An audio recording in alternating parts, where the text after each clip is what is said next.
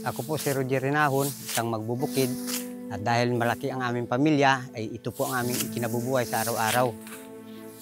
At ako po ay tubong Buwak, Marinduque.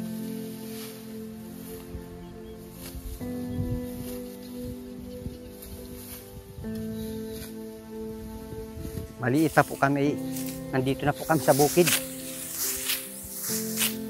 Hanggang sa nagbinata at nagkaasawa, nandito pa rin kami sa bukid.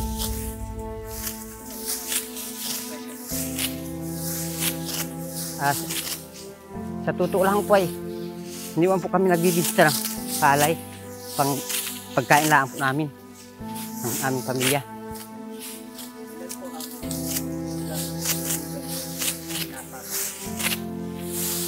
Inasaka ko lahat ay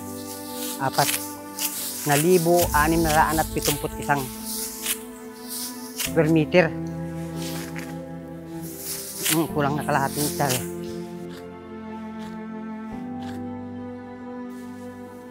Maliban po sa pagsasaka ng palay,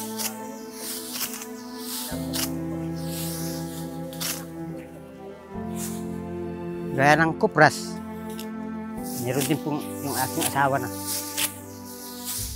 nyugan. Karagdagan din pong namin pinagkikitaan. meron din po kayong mga gulayan. Marami po namin gulayan sa aking taniman. Talong, sitaw, kalabasa, kaukra. Guys, nandito ako ngayon sa palayan at kasama ko si Tatay Roger. At andito rin ako para subukan kung paano ang paggapas ng palay at kung gaano talaga ito kahirap gawin. Actually, first time ko itong gagawin at tingnan natin.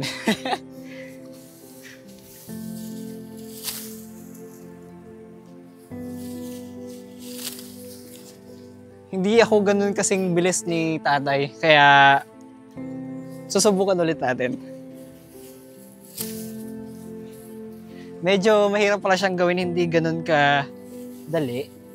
At isa pa, eto medyo nakakatakot din kasi sa maling gapas mo, maaaring masugatan yung kamay mo. Or kung mas matindi pa, baka maaaring maputol yung daliri sa talas nitong panggapas.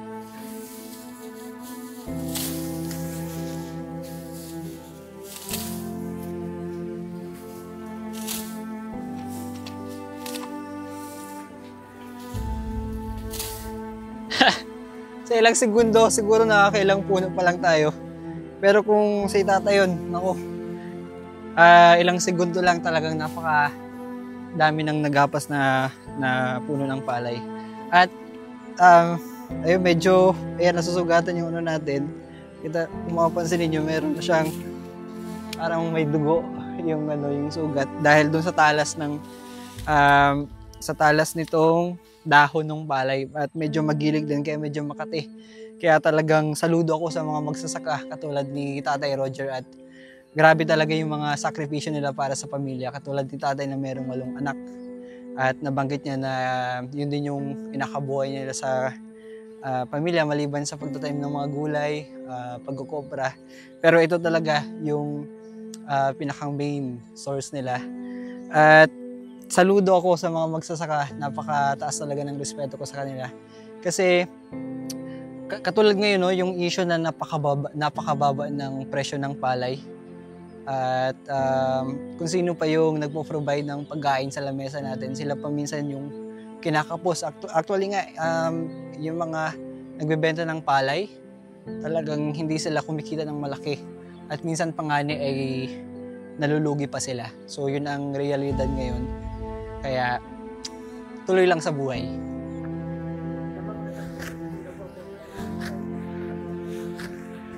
Yung aking pong 2 lalaki, yung panganay at pang-4. Yung isang pangalawa ko ay may pamilya na.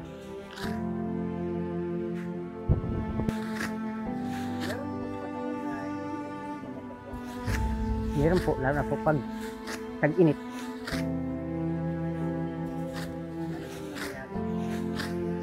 Natutuyo po yung aming mga palay.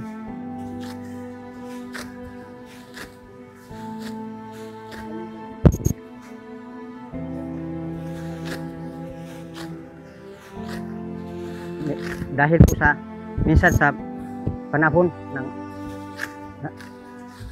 naabutan ng bagyo.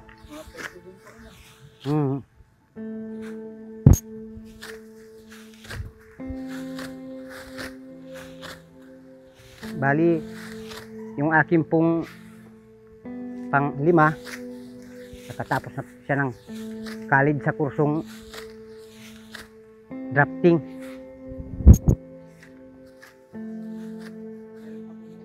Tapos yung akin pong isa, graduating po ng nakagraduate po pala yung isa ng sa kursong public ad. At yung pangatlo po ay graduating naman po ng environment science. At yung isa po, first year college yung aking bunso.